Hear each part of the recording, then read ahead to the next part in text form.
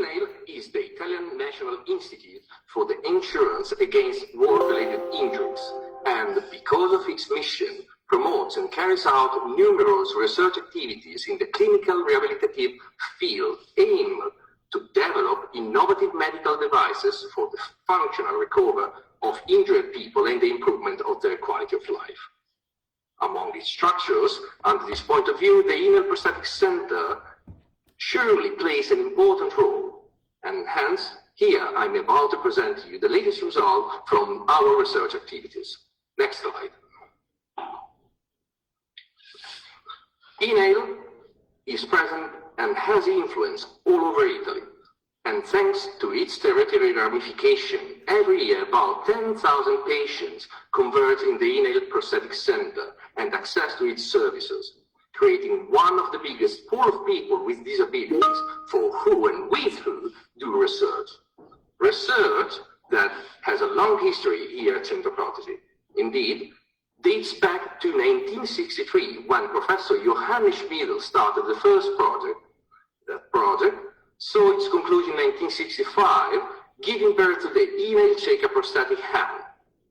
The result of this project was so remarkable that its patent was donated to the World Health Organization for making this technology freely available for everybody. Next slide. Nowadays, the research activities are still present at Inail Centro Protesi and are organized in research plans which are approved by both a scientific technical commission and the president of Inail. A project plan focuses on different fields of prosthetics, such as external prosthetic limbs, surgical techniques, material and production processes, rehabilitation device, and evaluation systems. A project plan contains one or more research projects, which can be labeled as medium-term or short-term, medium-long-term or short-medium-term. A short-medium-term project, in general, performs technology transfer and applied research activities, and we can say that have outcomes that in short time can be available to patients. Talking about medium-long term, in this case, we face high-profile scientific challenges that in future could lead to innovative designs and techniques able to overcome issues that at the moment seem to have no solution.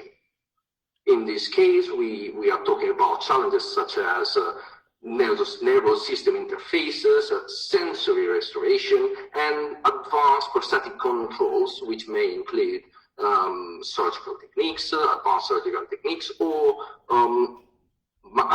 machine learning algorithm that relies on artificial intelligence. Next slide. To help us push the research plans and project forward, we rely on our research network with University Politecnico of Milano, the Italian Institute of Technology, Università Campus Biomedico di Roma, University Scuola Superiore Sant'Anna di Pisi, the National Commission of Research, and even the regional provider of the Italian National Health Services. These pools, each one have expertise and excels in its field of interest. And thanks to that, we are able to create multidisciplinary teams prepared to face the challenges ahead. Next slide. Thanks to the large pool of users that every year converge at the Inail Prosthetic Center, as mentioned before, we are able to perform a user-centered mechatronic design approach. It's user-centered because not only we analyze the clinical experience of Inail and the partner and the available commercial solution, but actually we perform surveys and focus group activities on the final users of our device. This is very important because only a person that suffers from certain disability, from these disabilities, and live with them 24/7 can really understand and knows what a device, what are the function and the specification of a device that can really improve their life. From that, we are able to identify the line and guide of the entire project and transform those information into functional specification, technical specification, and then we start the design and development project. Every project concludes with a clinical trial or a pilot study. Next slide. The design approach presented in the previous slide was in particularly applied for addressing the harness prosthetic hand project. This is a project that has been carried out in collaboration with the Italian Institute of Technology, and it's interesting because from the analysis of the state of art emerged that active prosthetic hands can be divided in two distinct categories. The first one, that is shown on the left, is the tri-digit hands category. Those are cheap, robust, easy to use, but they suffer from a poor aesthetic and a lack of function. They are very reliable, but they only allow the user to open and close the hand. On the other hand, we have polyarticulated hand, which, on the contrary, are expensive, delicate, quite complex to use, but they have an enhanced aesthetic in respect to the previous one, and allows the user to exploit different kind of function, being able to move every single finger. Addressing the problem of the harness prosthetic hand, we were trying to understand in which one of the two categories focus our project. But from the survey and the focus group activities emerged a different need. The surveys say that they wish to have a prosthetic hand that represents a trade-off between the two worlds, a trade-off that didn't exist at the time. And from that, hence, we were able to delineate both functional and technical specification and start the design and development process. Next slide. Design and development project that started from the soft hand. Soft hand is an open source, underarticulated, polyarticulated hand characterized by 1 DC motors and an ingenious cabling system transmitting the movement to all the fingers of the hand. Here you can see in the video the function, this hand in action. Despite is quite fast and has a quite good grasping performance, it's raw. It's quite raw. The aesthetic is not very human-like, and the movements the performance movements are quite nervous. Hence, starting from this, a redesign phase. Next slide. A redesign phase started, and we included into the design all the function and the technical specification that were previously identified. So immediately, basically, we changed the design. It's a proper redesign. The only thing that remained unchanged is the working principle based on 1 DC motor and an ingenious cabling system. Once the prototype has been developed, we went through clinical trial, exploiting both dexterity test and ADL's correlated test for getting feedback and performance data on which we based, next slide, a subsequent phase of engineering, which, as we can see, improved both biomimetic grasps and the anthropomorphic shape. We improved them, and as we can see, I think it's a quite remarkable result, because the hand has a very, very good proportion, and it's really, really, really human-like. The grasping also is very human-like. Next slide. And because of the last engineering phase, we were able to fuse in harmony both the aesthetics and the grasping performance. And thanks to that, Hannes-hand resulted winner in 2 design awards. In particular, ranked first in the Compasso d'Oro International Award, which also led to a publication on the important journal of Science in Robotics. Next slide. Here we can see the harness hand in action, and we can see how the hand, the prosthetic hand, adapts its shape in relation to the grasped object. The thumb can be moved in two different positions in a passive way by the user, and I mean, it's quite evident how smooth the movements are, and they're quite human-like. Next slide. But we can really appreciate the really human-like motion of the finger, in this case, when the dynamic adaptive grasp is in function. These, when an external force is applied to the grasped object, we can see, previous slide,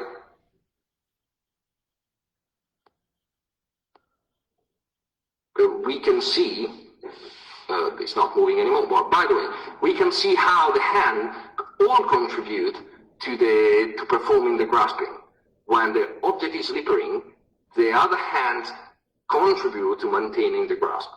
This is extremely human-like, and it's achieved without using any motor, but actually is a feature that goes in with the design of the cable, which every finger contributes to the grasp. Next slide. Here we can see the final trial, the clinical trial that we perform with the prosthetic hand of Hannes, and we can see how smooth, how natural the movement seems, and actually having a quite good reliability. We were able to perform these, and it's just, every time I see this video, actually I'm impressed. Next slide.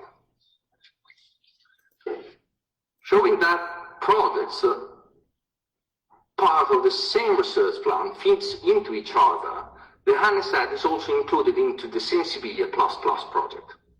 Sensibilia++ is a fully active prosthetic arm, including shoulder, active elbow, active wrist, and active hand, specifically designed to be used by people that received the TMR surgical treatment. Next slide. TMR, or targeted muscular reinnervation, is a surgical procedure in which the spare muscle of an amputee patient is first denervated and then reinnervated with the residual nerves of the amputated limb, allowing a space separation of the muscular signals used to control different joints of the prosthesis, as shown in the picture in the bottom corner, left corner.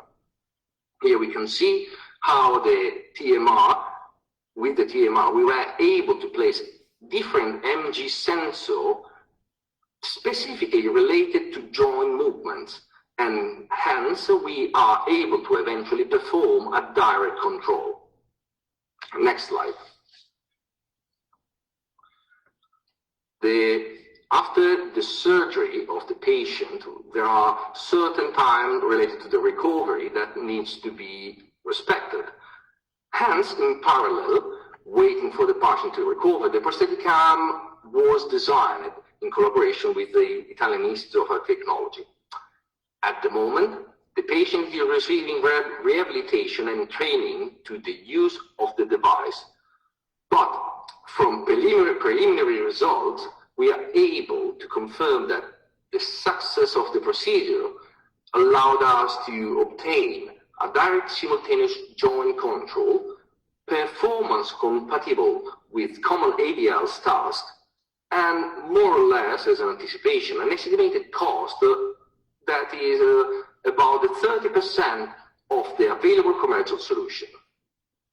Another anticipation for the future projects, I can say that soon the same system will also be tested on an osseointegrated TMR and TSR, sorry for the title, target sensory renovation subject.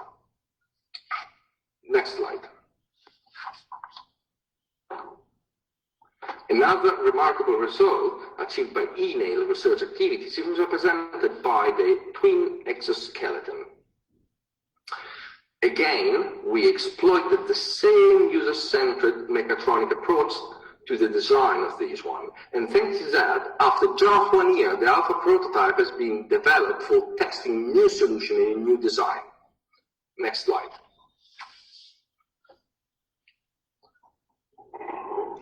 After a phase of engineering that followed the design of the alpha prototype, the one presented in this picture is the last version of the twin exoskeleton, and it can be considered as a Mark I version. As we can see in the video, this is a real patient a real subject is one of our therapists that cannot use its leg. And we can see how already he is able to perform steps, always follow it, and he never used that before while during the video. This is the first time he's using the exoskeleton, and it's already able to walk, proving that actually the device works. It's good. There are some improvements, definitely. And because of that, we started a clinical trial exploiting an app for the remote control of the device, and actually also for data collection and collecting those information from the data trial.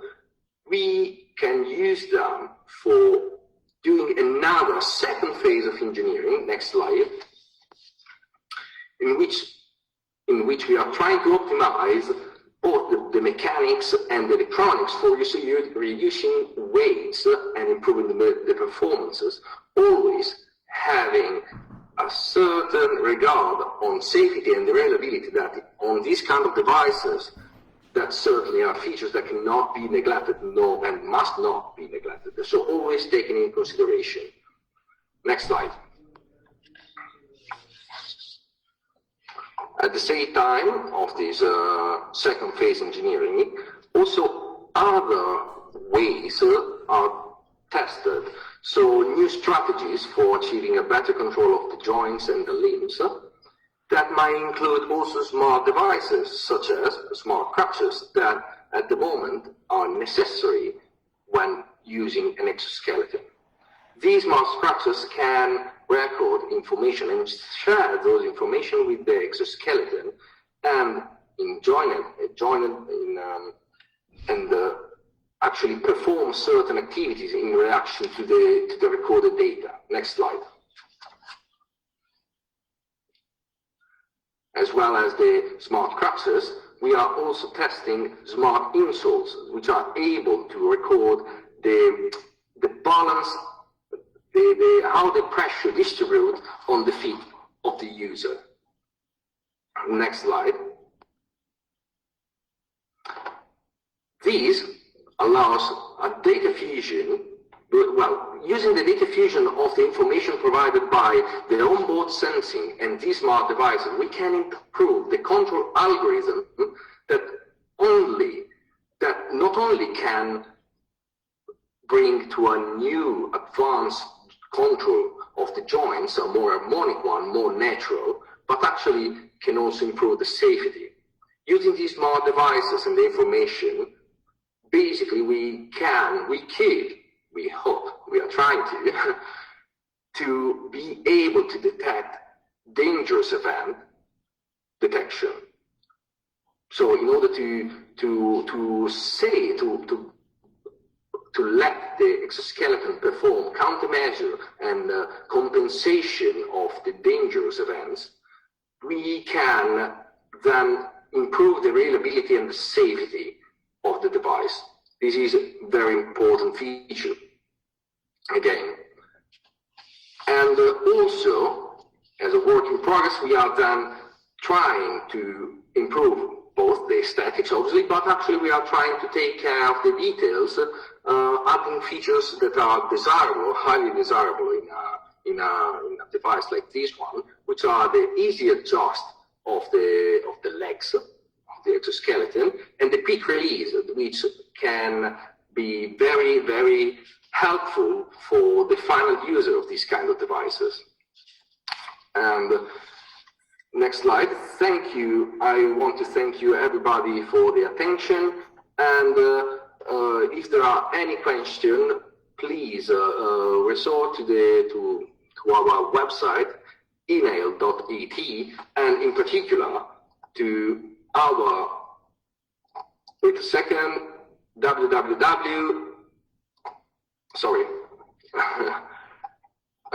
Sorry a second. Yeah, so if there are any questions, please visit our online showroom or contact us at vigorso-comunicazione@inail.it.